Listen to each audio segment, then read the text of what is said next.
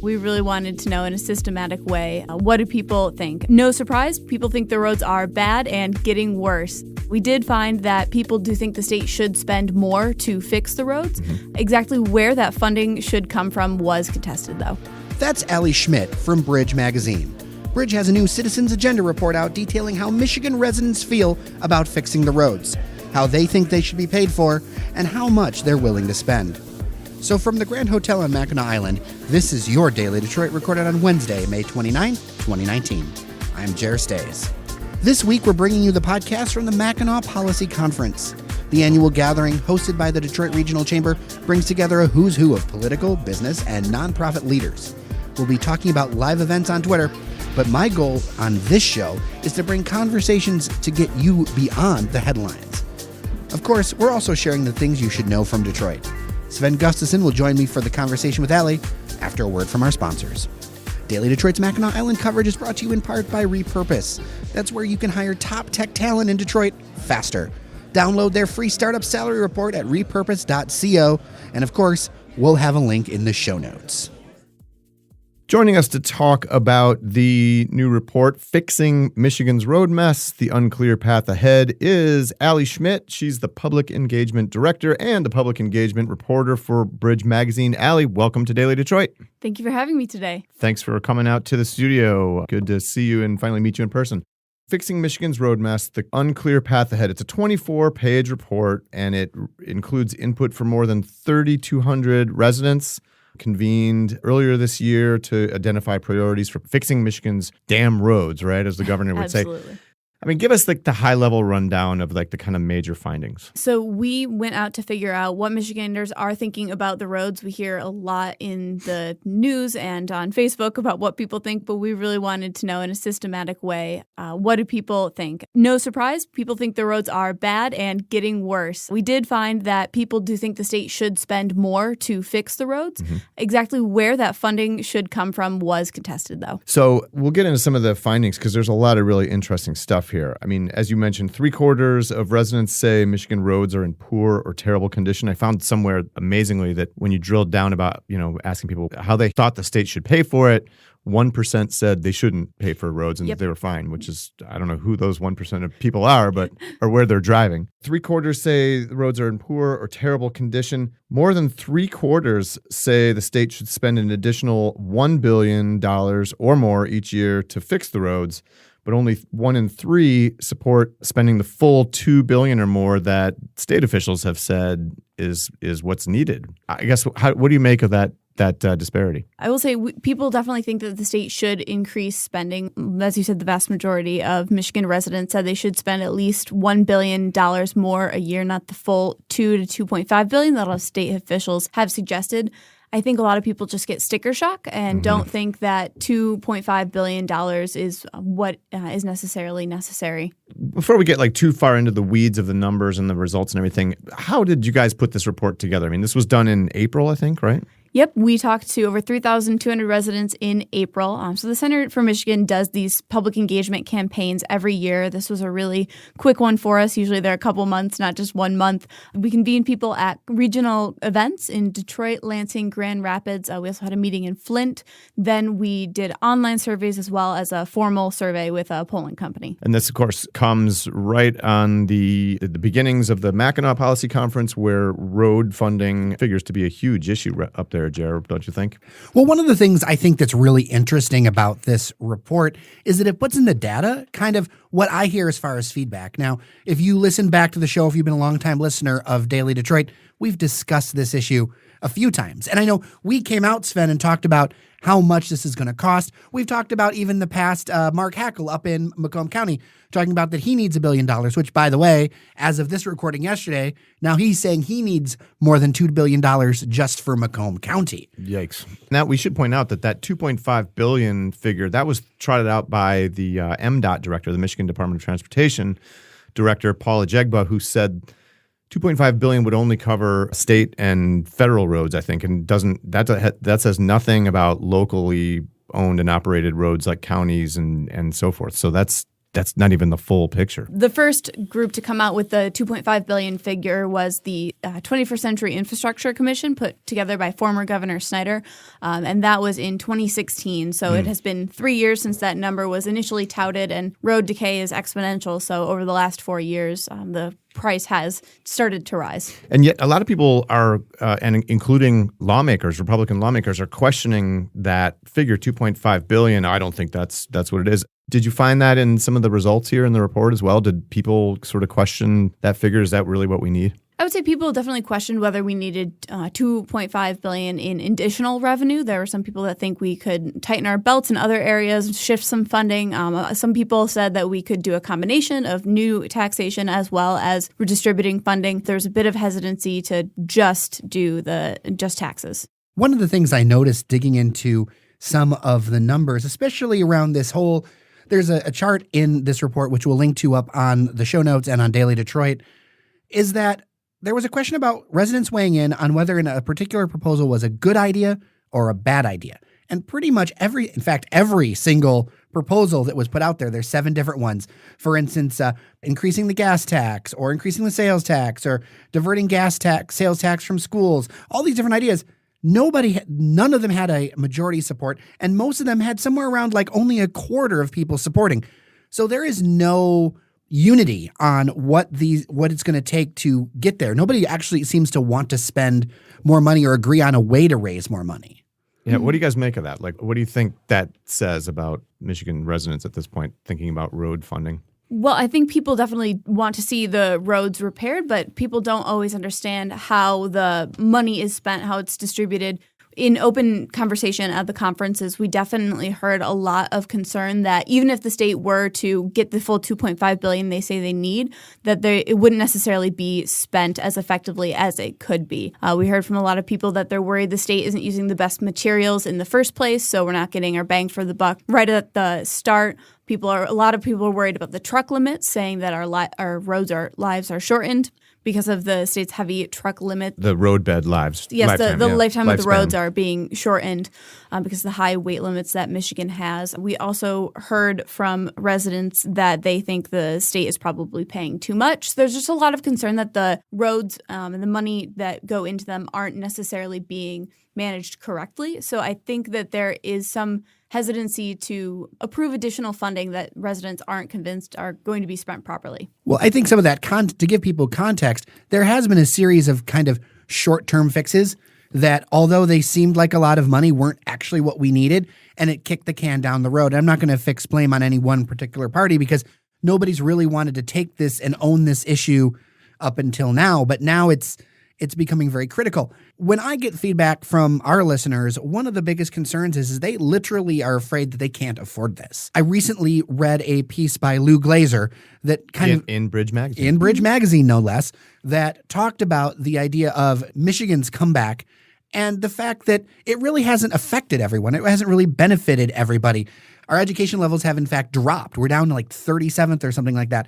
A lot of our incomes have dropped. Median income is now like 31st, I think it was, among states. Mm-hmm. You know, that's dropped over time. I mean, so his larger point was that, you know, while our economy may look good on paper, people are making less money in Michigan. And his point is that we've become a lower prosperity state. I mean, and that seems to jibe with a lot of the results that you guys have found in this report, that people are really gun-shy about how to pay for this. I think it's an interesting cocktail of low trust in government as well as tight wallet. The United Way did a study recently in the last year or so that looked at income in Michigan residents and found that 40% of the state was what they considered ALICE, which was asset limited, income constrained, and employed. So that's 40% of the state that's employed but still struggles to meet their daily needs. If you add on to that, the center did a public engagement campaign in 2016 on trust in government, and we found it was at historic lows. So you're at a point where people really do want this issue fixed, but as you said, the can has been kicked down the road, not by any particular party, but for decades. Then we're at the point where people don't trust government and they don't have a ton of money. So those are some major obstacles to overcome, no matter what funding package you're putting forward. Because most families at home, they look at car insurance and they look at road funding as the same thing. Or gas taxes. It's all the money I got to spend to take care of my car. So on a very practical level, to somebody who's got a family, who's got tight bills, they're like, this is how much it costs to drive. And so one of the big feedback points that I've heard from many, many different people who've emailed us is that there should be some sort of tie bar to, okay, lower my car insurance by $200 and then pull up, what we spend on roads by $100, so I have a net benefit or something like that. Was there any kind of feedback along those lines? So what I thought was really interesting is when we polled people on the specific policies that we had pros and cons that they were presented with when we were saying, do you think this is a good idea or a bad idea? And a lot of the ideas, we mentioned that studies show Michigan residents pay about $350 in excess car repairs every year because of the quality of the roads. So a few of the policies we said, this would cost you about $200 a year, but your car repair bill might go down by $300. So this could save you $100 a year, and people still said it was a bad idea. Oh, interesting. Because usually when you see the opposite when you sort of walk them through that. Maybe that car repair argument doesn't resonate with people. I mean, and I don't know. I don't think that was in this data, absolutely. But it's something that I keep hearing it getting trotted out, but I don't see it gaining traction with folks, that the car repair cost thing, because it's a one-time thing. It doesn't feel like something that affects them on a regular basis. And I think if you look at the state's demographics, we don't have a ton of people moving into the state. So a lot of people have lived here for a long time and I think are just so used to that it's standard operating costs. And Allie, interesting thing you guys found about, local versus like state roads and everything. Can you explain that? Mm-hmm. Yeah, so we asked residents what roads would they want fixed. If the state or their local government had to pick one that got fixed first, where would they want that energy to be directed? Almost half of Michigan residents said all of the roads, so people definitely want this a bit of a panacea. But the second place was their local roads, the county roads, city and village roads. So we certainly found some truth in the adage that people don't want the roads repaired, they want their road repaired. Yeah, it's interesting though too, because people don't, by and large, I don't think about, I'm driving on a state road right now, or a state trunk line, or this road is operated by the federal government, this freeway, or this road is maintained by my local city. I think about a patch in Sterling Heights that I drive down occasionally. The reason is because it's this like the surface of the moon, and there's a bunch of other ones out there in Macomb County, and it took so long to get moving because it's on a border. It's not really controlled by any individual group. It was split between Sterling Heights and Warren, so they had to figure out between the two of them how to fund it. And because no one group owned it, it took forever. And it's to the point now where literally, there are foot deep holes in this thing and nobody can even agree on like patching it. It's kind of crazy how these fall through the cracks. Yeah, it's crazy. Allie, you guys also found some interesting stuff where you took respondents from kind of a before and after scenario where you provided further background and explanation. Tell us about that. Yeah, so we used a before and after polling approach to try to figure out, if Michigan residents had to pick one of these options, which one would they choose? First, we presented all of these options without any pros or cons background, saying, who is putting it forth. And when we did that, the most popular choice was to redirect funding from other state programs and put that into the roads. In other words, make cuts in one area of state government to pay for roads. Yeah, take it from, pot A and put it straight into the roads. But interestingly, after we gave residents pros and cons, the percentage of residents that wanted to redistribute funding went down, and those that picked one of the taxes went up. So let's talk about those pros and cons for a second. Does that kind of mean take money away from education, or like have to give an answer for what are you going to cut, or what does that kind of mean? Yeah, so for example, to measure the percentage of people that were interested in a cut, we put forth the policy that Speaker Shirkey has discussed, taking the sales tax that is currently on gasoline that goes towards schools and redirecting that toward the roads. As you mentioned at one point, that policy did not poll very well, but none of them did. One of the other taxes that we put forth was doubling the vehicle registration tax, because that is currently one of the largest funders of the roads. And that also was not a very popular idea when people were actually looking at the nuts and bolts. I wonder how many people actually know that a good portion of the gas tax and other things, doesn't go to road things. It goes to schools and it gets distributed in a variety of ways. I know when we talk about the cannabis argument, because a lot of people say, pot will fund the roads. Number one, it's nowhere near enough money. But number two, the amount of surprise reactions we got when we explained that in reality, only like a third of that money is going to go towards roads. It's actually already been redistributed to a bunch of other places. Yeah, it was in the initiative when it passed that a percentage went to schools, a percentage went to roads, and a percentage goes to the local governments that have a dispensary or other marijuana business in their jurisdiction. So that money is really already spoken for. Allie, this is all perfectly depressing and discouraging and everything, but I mean, were there any silver linings that you guys identified in the report? I would say that the fact that the vast majority of Michigans were aligned that this should be a priority for the state was very encouraging, and that the state probably does need to spend more money. And I will say slim majority were willing to pay a bit more out of pocket to see it happen if they were assured that the roads were going to get better. Mm-hmm. It was about 51% was at least $100 or more a year. So there is agreement that this is an issue that needs to be addressed. I know that sounds very slim, but that is not always something that we have nowadays. So I think consensus among residents is a great starting point. What does Bridge have planned on this issue about fixing roads? I mean, are you guys going to keep on this? Like, do you have other engagement campaigns planned or anything like that?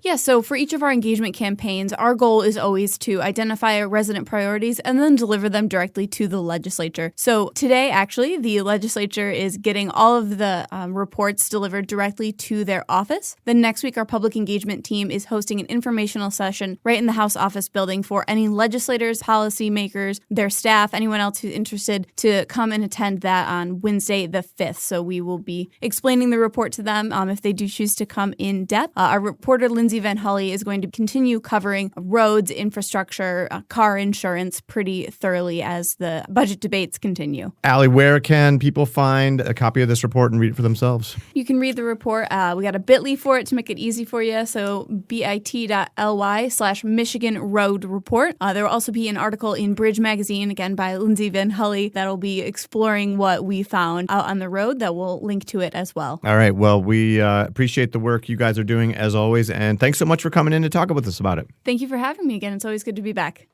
Of course, we'll have a link to Bridge's full report on dailydetroit.com and in the episode show notes. Before we move on, thanks to Milo for their support of the Daily Detroit podcast. Milo is a marketing agency that produces amazing experiences for audiences. They partner with their clients to drive business and create innovative content.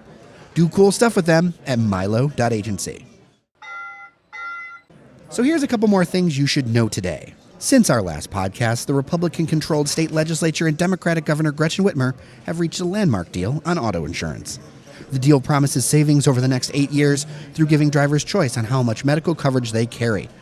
It does away with the mandate of unlimited health coverage in the case of a catastrophic accident. Michigan is the only state in the nation to require that level of coverage. It also stops insurance companies from using factors like gender, marital status, occupation, and credit score to determine your rates. It also eliminates zip codes, but it allows for something called territories that aren't defined yet. Critics, mostly urban Democrats, say the bill doesn't help African Americans. House Representative Isaac Robinson, who serves Hamtramck in central Detroit, tweeted, "Not even an offer of crumbs. End to the 10-to-1 tax on blacks and their neighborhoods in Detroit," unquote, and that the bill does nothing to end racial injustice. Governor Whitmer could sign the bill up here on Mackinac Island later this week. On Memorial Day, Fiat Chrysler announced a proposal to merge with French automaker Renault in a deal that would make the combined company the world's third largest automaker, with sales of nearly $200 billion. Fiat Chrysler is pitching the 50-50 merger as a way to speed the development of new products in areas like electric vehicles, self-driving cars, and connectivity. FCA has for years been seeking to partner with another automaker as a way to spread costs and save money. Under former CEO Sergio Marchionne, it once pitched a tie-up with General Motors that GM ultimately rejected. Merging with Renault would bring advantages to both sides, but also present many complications. Renault has an existing and troubled alliance with Nissan and Mitsubishi, and it is partly owned by the French government. Chrysler also suffered during its roughly 9 years under the ownership of German automaker Daimler-Benz. Renault is reportedly closely studying the proposal. You probably know this piece of news, but we figured it important to share anyway. Over the holiday weekend, mortgage mogul and local business leader Dan Gilbert suffered a stroke. After undergoing a catheter-based procedure, we're told he's resting comfortably. In a statement, Quicken Loan CEO Jay Farner said that his companies would continue operating normally under their respective CEOs. Gilbert has grabbed headlines in recent years for his skyscraper buying spree in downtown Detroit. Although Detroit's comeback isn't on one man, he's definitely invested a lot of money, time, and effort into the city. Gilbert was scheduled to speak here at the Mackinac Policy Conference. Bill Emerson, the vice chairman of Quicken Loans and Rock Holdings, will take his place. All right, that'll do it for your Daily Detroit. Thanks to Allie from Bridge, Michigan, Sven Gustafson downstate for holding the fort down, and Cheyenne Noserini, who is up here producing the show with me. Also thanks to Scott, who joined us over the weekend on patreon.com/dailydetroit. We love to do people-powered podcasting. I'm Jer Stays. Take care of each other, and we'll see you around Detroit. You're listening to the Podcast Detroit Network. Visit www.podcastdetroit.com for more information.